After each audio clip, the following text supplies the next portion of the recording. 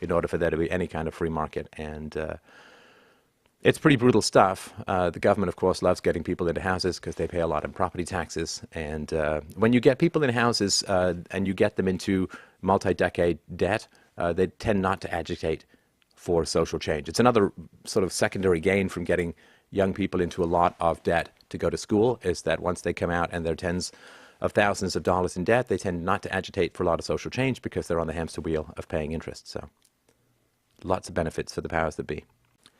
Now, Canada's job market is just not recovering. The Canadian economy has lost 26,000 jobs so far in 2013 as a whole. That's net. But if you just look on the losses side, it shed 85,000 private sector positions, all of them full-time, in March. And of course, a lot of the losses come from those in the core working age group, those between 25 and 54. So job growth has lagged population growth, making the recovery, to put it mildly, incomplete. There are 1.4 million unemployed Canadians competing for jobs compared to 1.1 million prior to the 2008 crisis. This is at a population to a little over 30 million. So it's huge. It's huge. And again, unemployment insurance and so on. I mean, I understand people need to eat, but it does keep people from really protesting, change. When you're in an addiction, as government spending, government debt, and so on, when you're in an addiction, panic is often the only course correction that you have. And when people don't panic, nothing changes. This is a way of keeping people not panicking. It should be. So Canadian public sector workers are paid 12% more than their private sector counterparts, said a 2013 study by the Fraser Institute. Now, this is a vast understatement. If you just remember a couple of slides back, we looked at the fact that they just don't lose their jobs when there's a problem in the economy. And that, how much is that worth? Better pensions, non-wage benefits, shorter work weeks, earlier retirements, and so on, greater job security, and so on.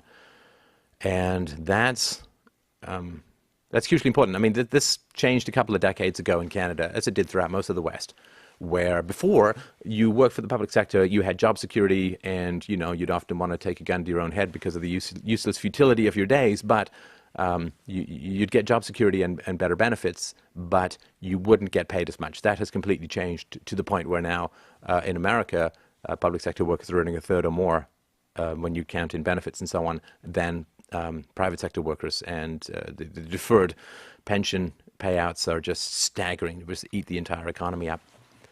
88% of the public sector has a registered pension versus 24% of the private sector. And those who have a pension in the public sector, 94% are defined benefits. In other words, no matter what you pay in, this is what you're going to get out. Only 53% are defined benefits in the private sector. So that's another significant benefit.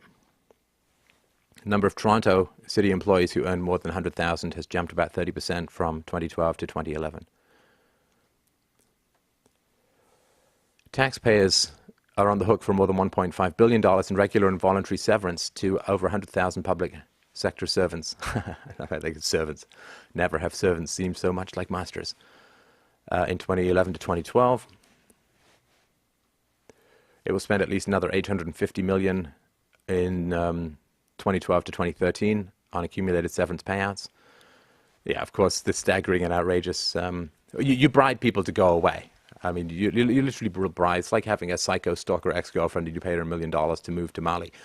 This is why it's so hard for governments to cut their spending, because when you fire a bunch of government workers, your costs actually go through the roof in the short run, and it looks a lot worse.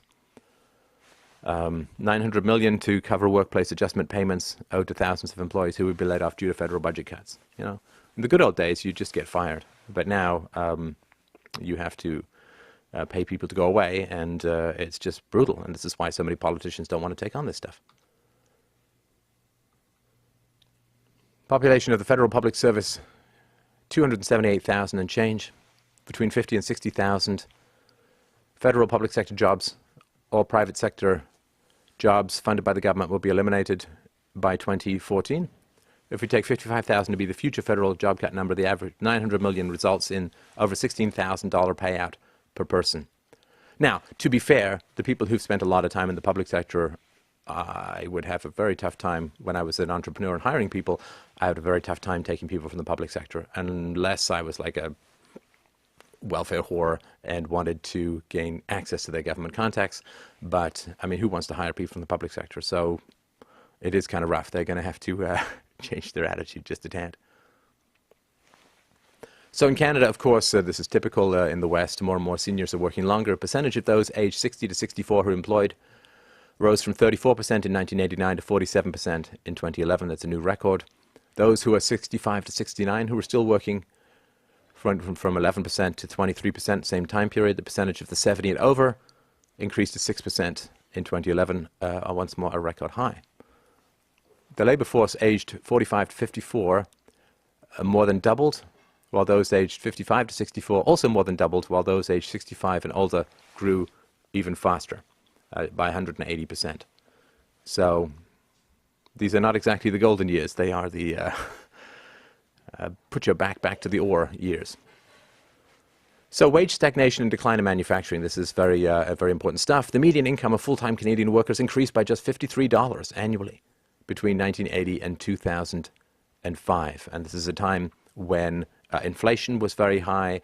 This is a time when government debt, which is simply deferred loss of income for taxpayers, was very high. And so this is really important. So when they say, well, it's just going up $50 a year, well, taxes are going higher, inflation is going higher, national debt goes higher. Whenever national debt goes higher, you are looking at a deferred loss of income in the future, right? Because the government's either going to have to default on the debt, which is going to mash up people's savings, or it is going, because the dollar will be worth almost nothing if the government defaults on its debt, and also or it's going to raise taxes to pay for the debt. So in real terms, the money is going up by $53, but in sort of nominal terms, but in real terms, it's declining enormously. After 8 years of decline, the Canadian manufacturing sector created only 15,900 jobs in 2011. Employment in 2011 was about where it was in 1993, down by 532,000, 200 jobs since the peak in 2004. So, looked up one example. A 50-year-old man laid off last year from his job of 22 years at a bus assembly plant has since applied for 130 jobs. His best offer was a job at $12 an hour, half his previous wage, and not enough to pay his bills. Factory sales plunged 3.1% to $48 billion, marking the deepest one-month decline in 43 months or since the midst of the Great Recession.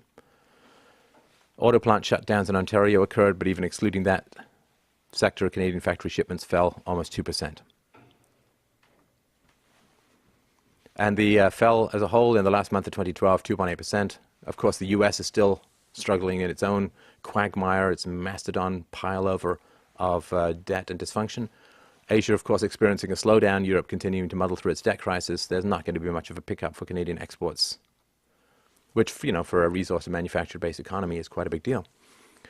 Canadian companies' business investment plans are at their lowest non-recession point since 1995. This is an alarm bell for the economy. Investment is so important to the creation of new jobs and future profits. Almost all businesses in the West are facing regime uncertainty, which really used to be a third world problem in that they don't know what's going on in the economy. They don't know what steps the government is going to take to remedy or get out of the way, and so they're hiding money in a war fund.